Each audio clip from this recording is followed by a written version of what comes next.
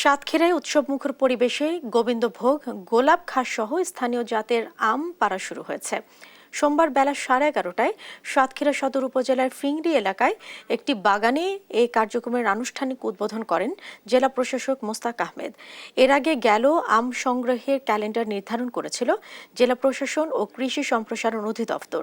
সেই হিসেবে সোমবার থেকে গোবিন্দভোগ, গোপালভোগ, বোম্বাই, গোলাপ খাস, বৈশাখী সহ স্থানীয় জাতের আম পাড়া ও বাজার জাতে কোনো বাধা থাকল না।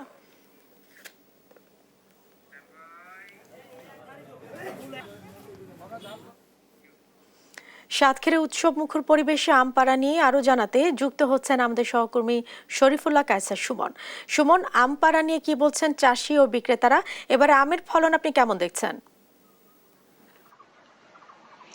জেসিকা, ভৌগোলিক কারণে সাতক্ষীরার আম আগে থেকেই পেকে যায় এবং এটির মিষ্টতা এবং স্বাদ এটি আসলে অনন্য এবং অসাধারণ হয়ে থাকে বলে ভোক্তারা জানিয়ে থাকে।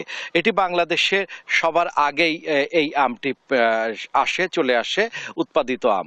আপনাকে বলে রাখা দরকার, এটি কিন্তু সাতক্ষীরায় যে এই প্রথম আমটি নামলো তা নয়, এটি বাংলাদেশেই প্রথম আমটি নামলো। এই বিপুল উৎসাহ উদ্দীপনার মধ্য দিয়েই আজকের এই আয়োজনটি করেছে খামারবাড়ি খামারবাড়ির কৃষিবিদরা এবং কৃষকরা।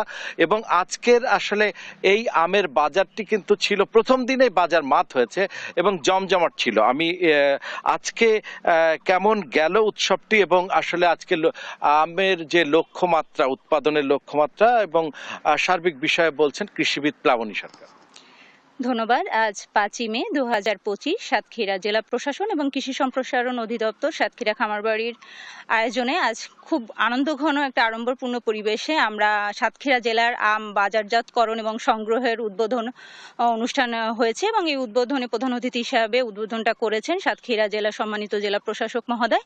এবং এখানে অনেক কৃষকরা উপস্থিত ছিলেন এবং অনেক ইলেকট্রনিক প্রিন্ট মিডিয়া ছিলেন, অন্যান্য গণ্যমান্য ব্যক্তিবর্গও ছিলেন। তা আমরা আশা করছি গত বছরের তুলনায় আমাদের সাতক্ষীরার জেলার আমের উৎপাদন এবার অনেক বেশি। আমাদের লক্ষ্যমাত্রা আমরা অনুমান করছি যে 70,000 মেট্রিক টন, 70,000 মেট্রিক টন এবং 4,000 হেক্টর আবাদ আমাদের হয়েছে। আর আমরা আশা করছি যে দেশীয় চাহিদা মিটিয়ে আমরা এবারও গতবারের থেকে একটু বেশি আমরা ধরছি যে প্রায় 80 থেকে 100 মেট্রিক টন আমরা সাতক্ষীরা থেকে বিদেশে রপ্তানির সম্ভাবনা আমরা আশা প্রকাশ করছি।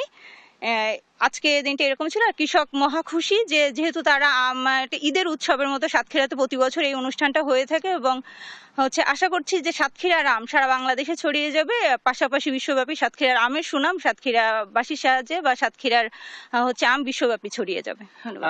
আমরা একটু এই যে যার বাগানে এলাম, মোখলেসুর রহমান, আজকে তো বাজার মাত করলেন, কেমন হয়েছে? আলহামদুলিল্লাহ, ইনশাল্লাহ অনেক ভালো। যে রেটটা গেছে তাতে অনুযায়ী সন্তুষ্টমূলক রেট চাষির 2600, 2400, 2500 এরকম 19 কোটি রেটটা গেছে। যেটা আজকে কি আম? আজকের আসলে গোপালভোগ, গোবিন্দভোগ, এই দুইটাই, গোলাপ খাস, এই তিনটা আমি আসলে বাজারে আমরা আমদানি করেছি আর কি। হ্যাঁ, যেমনটি শুনছিলাম জেসিকা, যে এই যে গোলাপ খাস, গোপালভোগ, শরীফা খাস এবং স্থানীয় জাতের আম পাড়া দিয়েই কিন্তু আম আসলো বাজারে। কিন্তু সাতক্ষীরার যেটি ব্র্যান্ড হিমসাগর সেটি কিন্তু সেটি মূলত সবার আকর্ষণের জায়গা। আর আপনি জানেন যে সাতক্ষীরার যে আম চাষিরাই, একমাত্র সাতক্ষীরা আম চাষিরাই পেয়েছে রিজেন্ট এগ্রো অ্যাওয়ার্ড, যেটি কৃষকদেরকে যথেষ্ট, আম চাষিদেরকে যথেষ্ট সম্মানিত করেছে এবং তারা আবারও আশাবাদ ব্যক্ত করেছে যে নিরাপদ আম তারা বাজারজাত করতে পারবে। এই ছিল সর্বশেষ জেসিকা। সুমন, আপনাকে ধন্যবাদ।